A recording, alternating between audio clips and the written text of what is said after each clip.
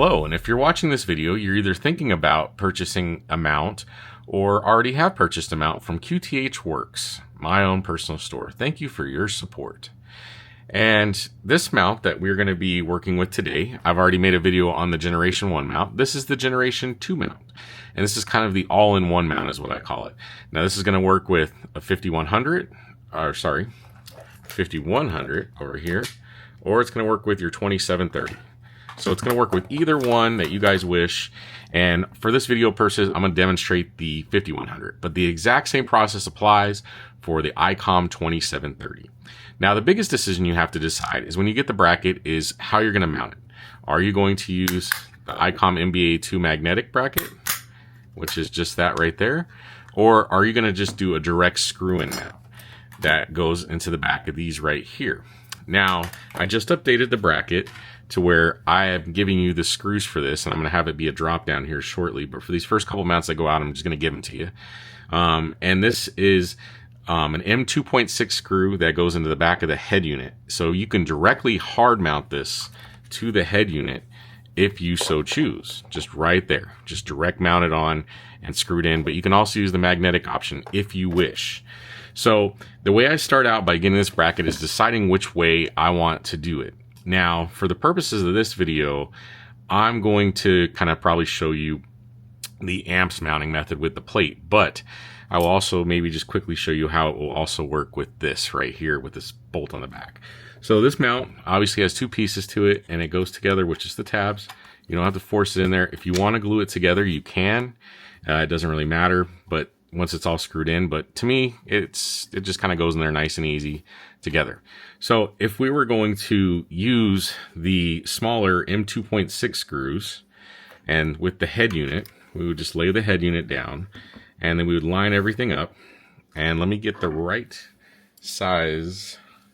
In addition to the 1.5, the 2.5, you also need a 2-bit, just so you guys know, or a 2 Allen key. So I'm just going to probably do this one by hand, but this one's a little bit more difficult, I think, to line up exactly perfect on this mount. But if you kind of get underneath it and kind of eyeball it a little bit, you should be able to get in there. And I like to get these screws down in there started first. And then you can kind of see them popping out. And then you can just kind of line them up with the mount, just like so. And of course, I just messed that up a little bit, but you can kind of just get it lined up, and then you can screw it in. Now I'm going to do this by hand just to kind of get them started, but I think you can see the process. So I've got the screws in there, and you'll want to tweak those down later with a wrench a little bit, but for the purposes of this video, I'm not going to tighten them down all the way. But as you can see, the head unit has mounted directly to it. And yeah, so now we've got our head unit mounted directly to it. We could leave it the way it is and just install the bottom piece, or we can install the amps bracket. So for the purposes of this video, I'm going to install the amps bracket that goes on there. But this, as you can see, works perfectly fine if you didn't want to buy the amps bracket and you just wanted to do a hard mount. So I will include the screws for that for anybody that purchased it recently. So all right, so that's how you install the mount if you wish to use just the direct mount option without the MBA-2 from Icom. I like the MBA-2, and I'll give you an option to, I purchased a bunch of them in bulk, so I will give you the option at checkout to purchase an MBA-2 bracket if you'd like at a discount. But this is the typical Icom MBA-2 bracket that you get. Some radios come with mounting brackets and stuff like that. With the Icom stuff, you have to buy your own mounting bracket. So, but that's okay because it gives you some options on what you're going to do. But this one's relatively simple. So for this bracket, we're actually going to use the long screws that come in the kit. And I didn't cover it in the beginning, but you're going to get 2 sets of screws. One's longer than the other. And the longer screws are for the top bracket. The shorter ones are for the side. And you're also going to get some bolts, and you're going to get some washers. And so this one's going to use the longer screws and a washer. So it's all M4 hardware. If you ever had to replace any of it, easily available at your local hardware store. and it uses a 2.5 hex head key to tighten it all down. Now keep in mind, guys, this isn't something that you have to really torque down a whole lot, but you do want to make sure it's nice and snug. And these are thin screws, so it doesn't interfere with the radio rig at all. So we're going to go ahead and make sure that we get that bracket in there nice. And we're just going to put all 4 bolts in there, just like so. Nice. And then we're just going to tip it over, and we're just going to add a screw on each back end. And all this stuff I'm kind of just doing by hand because you don't really want to strip it if you're using power tools. So I would not recommend using power tools at all for any of this whatsoever. But, all right.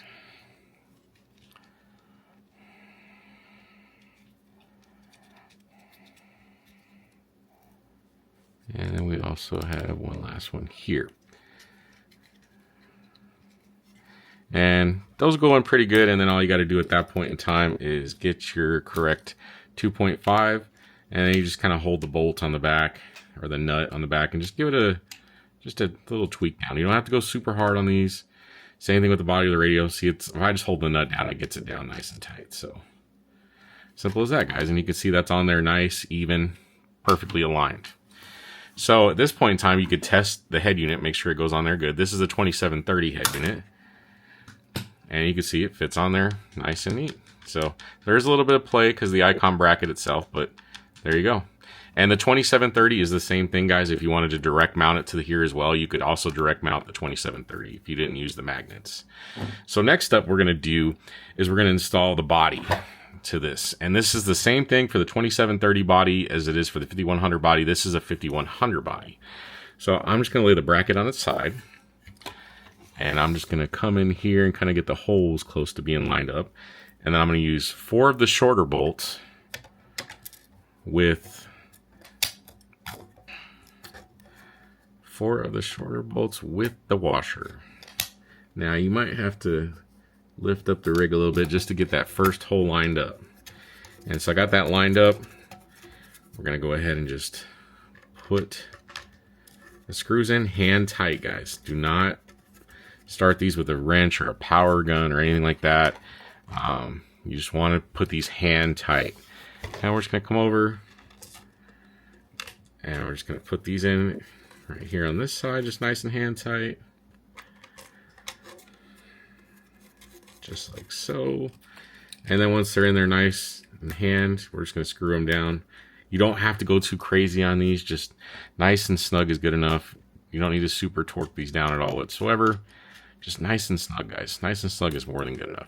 So now we got the bracket on there. It's nice and snug, nice and tidy. It's very strong, guys. If you were going to install the speaker, I would have done it before this, putting the body on. So you want to install the speaker first before putting the body on. That way you have more clearance. But you do have a decent amount of clearance back here to hide your speaker wire. But I would have installed the speaker first before the body. So, and it's all dependent on what speaker you buy. And the hardware's on you guys again to get for that. But it is an M6 hole. So keep that in mind. So now that you've got that installed, I include the shorter wire for you guys, which is 1 foot. This is a high quality wire. And it's very well made. And they're not very cheap either, you know, even if I buy them in bulk. But hey, I make sure it gives you guys some good quality because that's what matters to me. And, you know, something to think about is there's multiple different ways that you can attach this on here. But the main unit goes on here. And then it just clips in just like so. And there is enough clearance on the back, guys, for that wire to get through, just in case you're wondering. This is the 2730 head. Now, you could tuck in the wire like so if you want underneath it. You could run it up and around if you wanted to. You could run it almost any way you want it to run the wire. And you could even use the longer one if you want. But if you want to be able to take off the head unit and play with it, the NBA2 bracket is the way to go. But yeah, so I mean, you got that there. But there is enough room to where if you guys wanted to, you could run this cable a couple different ways. But I really like running it like this is the way I kind of prefer to run it myself. So yeah, so that way it's kind of out of the way and whatnot, and just nice and tight. And like I said, guys, this mount is going to work for either the 5100 or it's going to work for the 2730. So anyways, guys, if you guys got any questions at all, feel free to reach out to me. And I really hope you enjoy your bracket. I made this bracket because nobody else was making one at the time that really kind of just would sit on my desk here somewhere. So anyways, guys, 73s.